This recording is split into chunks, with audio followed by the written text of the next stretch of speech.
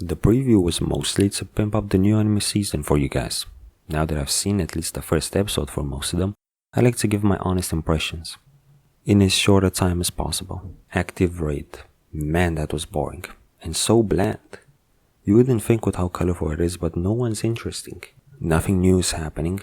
It's not terrible, I just won't watch anymore. Ajin is a pretty enthralling show. It's got that dark suspense edge that made me want to see what happens next so much, I even went out and watched the first movie. It works better in series format though, and I'm putting it off till the series ends, but I definitely want to finish Ajin. Don't worry about the 3D. Since everything is in 3D, you'd get used to it. No, nope, yes.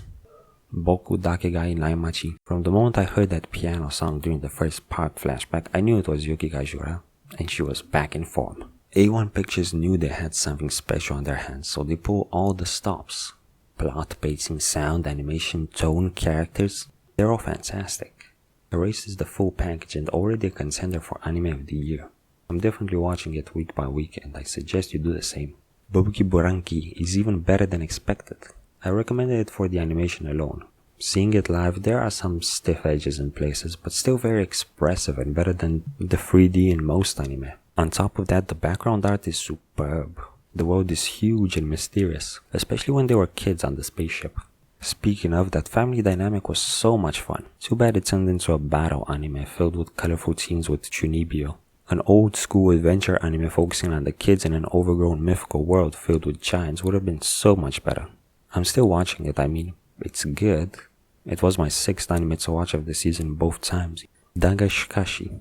I'm all on board with this. I read the manga, I knew what to expect. How formulaic and wacky the show gets, and feels doing a better job than I could have imagined.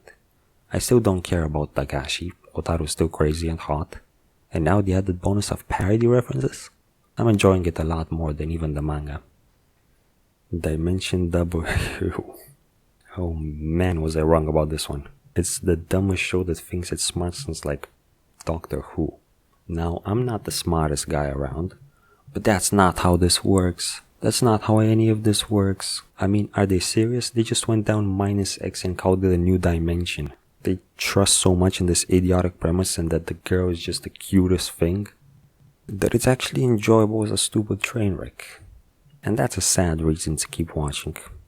DW is annoyingly stupid sometimes. I was angrily shouting why at the end of the first episode, but I'll do it for the lows and the great production. Of course I didn't watch Divine Gate. Haito Gensho no Grimgar. What a disappointment.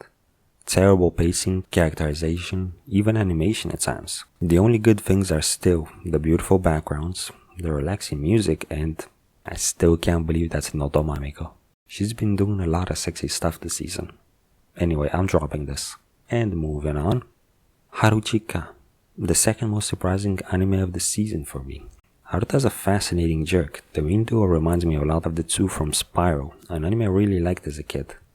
I want to keep watching for the characters even if the mysteries feel forced.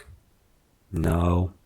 Konosubarashi Isekai. This is the most pleasantly surprising anime of the season. Animation still sucks, but Konosuba more than makes up with how hella funny it is. The cherry on top, probably the best montage I've seen in a long time. Definitely eagerly watching this one. Pandora. I didn't know going into this the pedigree it had, because it's a Shiro Masamune and Koshi Rikudo joint, and that changes absolutely nothing. Just as cutesy and interesting as the promo suggests. If you like Masamune's thoughtful world building, plus the no-bounds wackiness of Exo's creator, go for it. You'll also get lolified Masamune porn, because you can't limit insanity like this. Understand those who won't watch it because it's so stupid. Yeah, that's it. Watch it if you want to. Luck and Logic. Didn't watch that, no. Phantom World. Thankfully, no. It looked terrible from the start and reviews panned it across the board. Nor 9. Worst surprise of the season. But it's mostly my fault. I saw something that wasn't there. I thought it would be a deep character-driven show, instead of a bland, angsty, cliché-ridden wish fulfillment reverse harem. I couldn't even finish the first episode. It's so not my thing. Art is pretty nice though, for both the magic and mechanical side. Nurse Witch Komoge-chan, nope. Phantasy Star Online 2, nope. Prince of Stride. Turns out, it is speed parkour. To be more precise, it's high-speed high-fiving. The racing is just as dynamic as it looked from the PV, and the characters are just as cliché. The only surprise is, it pays off. The directing and visual style are good enough that I'm compelled to watch more, even though I now think they're only doing so many extreme camera shots because they can't afford to animate the full run cycle. Reikensan. This is an old school anime, like Dragon Ball or those ancient proverbs where the hero wins the day with wit. Production is shit, it's overall outdated, but call me a nostalgic fool because I want to keep watching. Nope. Rokugo doesn't disappoint. The directing is top notch, characters are fantastic and humane, and their chosen profession, Rokugo, is fascinating.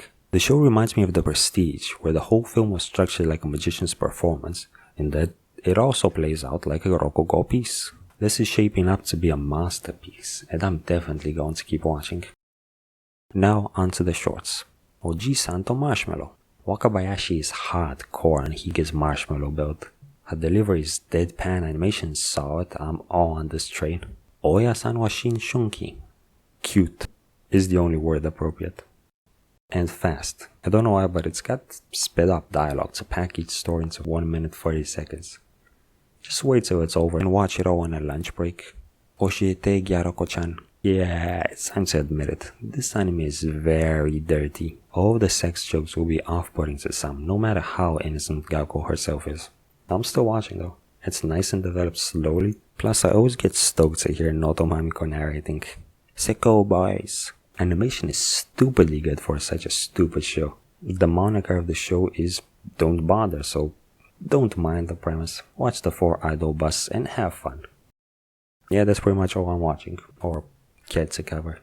I already did an anime anti for Haruchika, if you want to get a slightly more in-depth view and hear if I'd recommend it or not. A few more will come eventually. But that's it for me, and see you next time.